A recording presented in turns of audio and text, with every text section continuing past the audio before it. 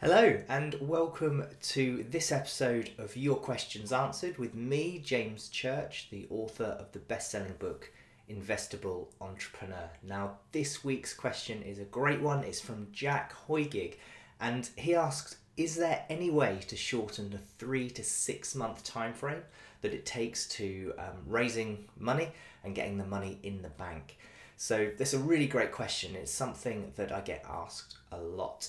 And there's three key things I think I can talk about today in this video. The first is to get your campaign underway, to get things moving quickly, is to start thinking now about becoming known for what you're great at. So becoming trusted in your industry, in your niche, as a leading expert in your field. So the more you can do to push yourself out there, share these great insights you have about your industry, share your project, share what it is that you're trying to achieve with your business, share your vision, share the research that you've uncovered. All of this stuff, if you can put that out there on LinkedIn and other social media channels, you can write articles, you can do videos, all of this stuff is going to get you known in your industry and known amongst your peers for being really great and really inspiring around what you're trying to achieve. And that does a number of things. The first thing is it means you become more trusted amongst your peer group, and you'll be surprised how many people in your peer group might want to invest in your business when they see what you're up to and they can trust you to deliver it. So I've seen recently a post on Facebook where a founder has decided to put out to his network that he's looking to raise investment in the next few months. Here's a draft of his pitch deck, any feedback welcome.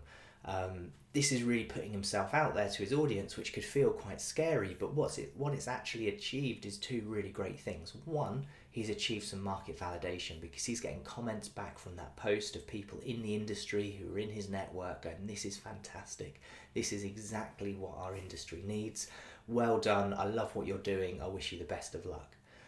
So he's getting validation from potential future clients that what he's building is what is needed in the industry. At the same time, this is happening in front of the eyes of investors. This validation is happening in front of the eyes of potential investors because he's getting comments on that thread as well from people in his network who wouldn't have even thought of would potentially invest in his business. They've not got angel investor in their job title. They are doing something else in a different business. They're another founder or a CEO or a CFO or someone else working in another business in a similar or complementary sector, and they're looking at this going, this is great, let me know when you open your round, I would love to invest in this business. So he's getting investors wanting to invest, he's getting validation, and he's getting validation in the eyes of these investors that want to invest. Right in front of their noses, they're seeing people talk about how great an opportunity this is. So it's just a little example of how when you become known for what you're great at, when you can push yourself out there into your network, it can unlock a lot of doors very quickly, and you can start to gain some momentum and gain some traction, and you never know who's in your network who might be able to introduce you to other investors. So push yourself out there, start putting out content onto your LinkedIn or whatever your social media platform of choice is. Start writing articles, start uploading stuff to Medium about your sector, your niche, your industry, the things that you are really passionate about around this business. So that's the first thing. The second thing that can help you speed up that time frame and close your round quicker is to treat this as a sales and marketing campaign. So as soon as you realize that raising investment is essentially a sales and marketing campaign, the quicker you will get at raising investment. So the first thing, you need to focus on it, full time. Those founders that focus on this as a full-time job on top of building their business get on much quicker. But when you start to treat this as a sales and marketing campaign, you realize that it's all about generating leads. It's all about getting investors interested and then converting that interest. So there's a simple rule I want to share with you today, and that's the 30-10-2-1 rule. So for every 30 outreaches to an investor, every time you reach out to an investor, if you reach out to 30 investors, you can expect 10 of them to respond and say they would like to pitch, they would like you to pitch their business to them. Of those 10 pitches, you may expect around 2 to express some level of interest, and then of those 2, you can expect about 1 to actually close the deal. So if you know how many investors roughly you're going to need in your campaign, and an average investment size, then you know how many investors you need to reach out to, and you can see that it's a funnel: 30, 10, 2, 1. So for every 1 investor you hope to get, you want to reach out to 30 of them. So that's a good benchmark to work to for a kind of an outreach campaign. Now, obviously, doing the stuff I said before, the being known for what you're great at, helps to shorten that cycle slightly, helps to mean that you need to less outreach, because these investors that you're reaching out to can take a look over at your LinkedIn profile, look over at your content, and they can see the type of founder you are. They can see your insights that you bring, the skill and the level of execution you can bring to this type of business, and then you're going to get more of them want to pitch to you. You're going to have more of them interested in you once you do pitch and express some interest. So these all go hand in hand, but treat it as a sales and marketing campaign, as a funnel. How do you find the 30 people to reach out to get that 1 investor? Use things like grit.io. I'll put a link in the comments below, and you can search for angel investors on and their LinkedIn profiles based on the sectors in which they invest in, the amount of money they invest, and things like that. So you can create a short list of investors to reach out to. The other thing you might want to do is sign up to Crunchbase. I think there's a small membership fee, but it's well worth doing if you're serious about raising investment. And you can look at your competitors or similar businesses that have raised money in the past in your niche, in your sector, in your vertical, and you can see who their angel investors are, who their VC investors were, and you can go and reach out to them and say, look, I've seen you've invested in company X, Y, and Z. We're doing something in the same sector. We think you'd be really interested in it. Would you be interested in seeing our pitch or having us pitch to you? And you know that they've invested a similar amount of money as to what you're asking for in a similar type of business. So they're a hot lead to go chasing, a hot lead to reach out to, and you would hope to have a higher success rate with someone like that than you would just any investor that you've stumbled across on LinkedIn. So that's the second thing. Treat it as a sales and marketing campaign. Think of this as a funnel.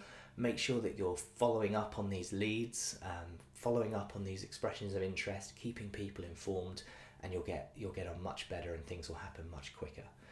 The final thing I want to share, the third thing, is to prepare all your fundraising assets. So prepare a full set of funding assets. I call them the critical fundraising assets. There's a few of them.